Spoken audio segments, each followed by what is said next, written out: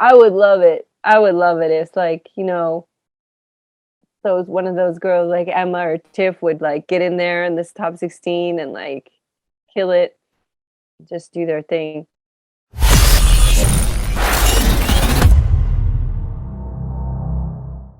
You are also a hustler. I don't know if that's the right term, but you participate in hustling, the hustle dance. I love how you set that up. I was like, what? You're like, What is he saying? right? No, you do the hustle. Do Uh-huh. the hustle. Yes, I Right, do. right. I haven't done the hustle since before COVID, but Oh yeah, wow. Oh, you've been on hustle yeah, I pause. used to Why? do it. Oh, COVID. Duh.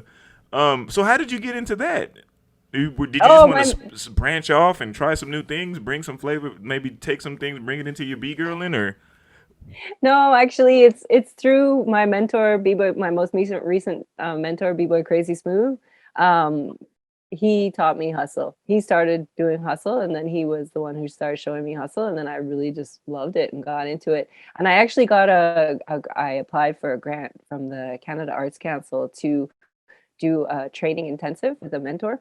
And so I got funding to train with B-Boy Crazy Smooth intensively. And so I trained with him mostly in breaking, but a little bit in hustle also. And then later on, just took a lot of classes. And, I started doing, I think the thing that I really liked about hustle is that, when I first came up in breaking, I always would dress with really baggy clothes. And I would look like I was a tomboy. I just always would dress like a boy. And I'm one of those that people are guilty. Oh, why is she always acting like a boy? Why is she dressing like a boy? And I'm like, well, that's how I felt comfortable showing up in a room full of guys. Like I felt like I wanted people to look at my moves and not my body. So I wore baggy clothes. So, but at one point that shifted and I started wearing like tighter clothes, whatever. It's an evolution of how you feel comfortable showing up, right?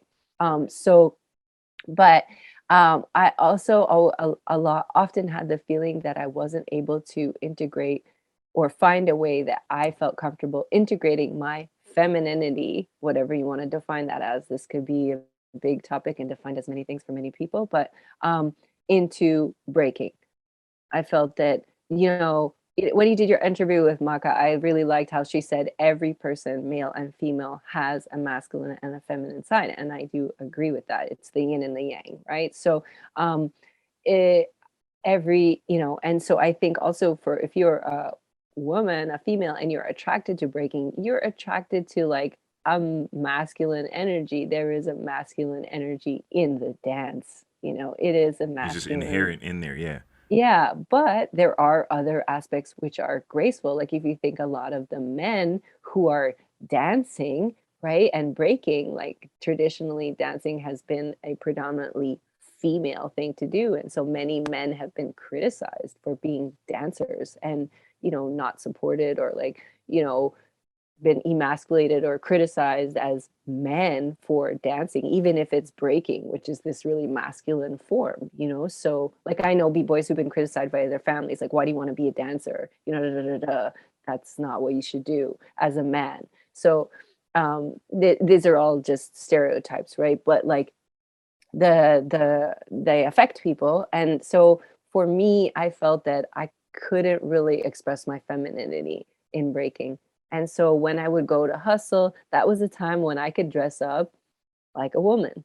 I could dress up girly, I could wear heels or not, and I could do movement that I felt was more feminine in nature. And even my role as a you in hustle, you could choose to be a leader and a follower. And I'm no more how to be a follow, but I can also lead. And that's nice too, is that both men and women can lead and follow. So it's cool. But I did also like it was a way for me to be more in my feminine energy. And I felt that I needed that in my life because my life had been so centered around breaking, and but yet there wasn't an outlet within breaking for my femininity. So, and I see that many B girls navigate that differently. So it is a thing that we navigate. If you watch Red Bull BC1, Nadia came out in a dress. When they presented all the B girls at Red Bull BC1 this year, she came out wearing a dress. And I was like, that's so interesting as a choice by her to do that.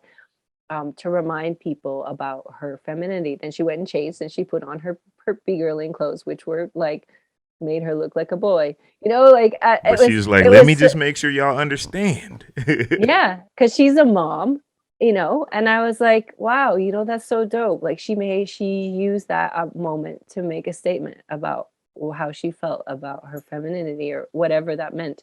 You know, I felt like it was a brave thing to do. I was like, I could never go out there on stage in a dress. Like, wow, good for her. Like, you know, like and even just the way that the younger generation of B-girls represent themselves, it's very interesting to me. Like I never would have felt comfortable wearing a crop top or you know, filming myself on Instagram dancing in a bikini. Like these are not things that I would feel comfortable doing at all.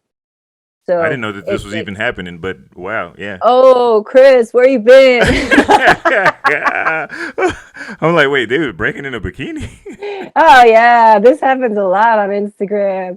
It's like, but I feel that this is really interesting because I feel it's like it's an acceptable representation of B-girls. Like, you know, if you're too masculine, then you're threatening, or why you acting like a dude. I'm like, well, maybe that's how she feels comfortable, you know, like let her act how she wants. But, you know, like, but I feel that a lot of younger generation B-girls are more comfortable.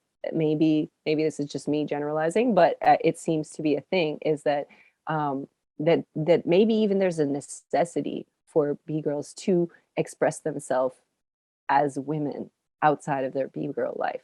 Because if you think about it, you know, and so because I always see on the Instagram, there's a lot of breaking videos, and then there's some breaking photos, and then there's some girly photos with dresses and stuff. And I'm like, well, everybody needs balance. And so it's interesting. Like I think what's interesting to understand about this is that it is a thing that we navigate, you know, as women in the culture, in this kind of like masculine energy dance. We navigate our femininity and how we represent it, and that maybe that would come out in a lot of different ways, and some of those ways might not be comfortable for men or women to see. You know, everybody's level of what's comfortable for them, and it's to understand is like, why, what is the reasoning, what's the reasoning behind that. Like for me, hustle was my outlet. I just really enjoyed being doing a totally different dance style that I didn't have to compete in if I didn't want to, that I could just be a beginner and just express myself in a feminine or ladylike way, and do it with dance with a partner. Dancing with a partner is totally different. I had to really learn to just like follow and not be in control, you know? Because as a V-girl, you're always controlling everything you're doing. Like, I want to make sure I do this right. And like, but this one is like, it's a very different feeling to release control and allow someone else to lead you. Yes. And so that was a challenge, new challenge for me. And I always like new challenges. So I didn't have a partner, but hopefully in the future, my boyfriend and I are gonna start doing hustle. So I'm excited about that for the day when we're gonna get to start doing that. Yeah. That's awesome. Yeah. Regardless of like who's gonna be on the podium, what we're also talking about is the infrastructure of developing more opportunities for the youth. If there's more opportunities for them to compete and more opportunities for B-girls to be supported and have training and coaching and power move training and everything that they need to actually enter the competitive realm.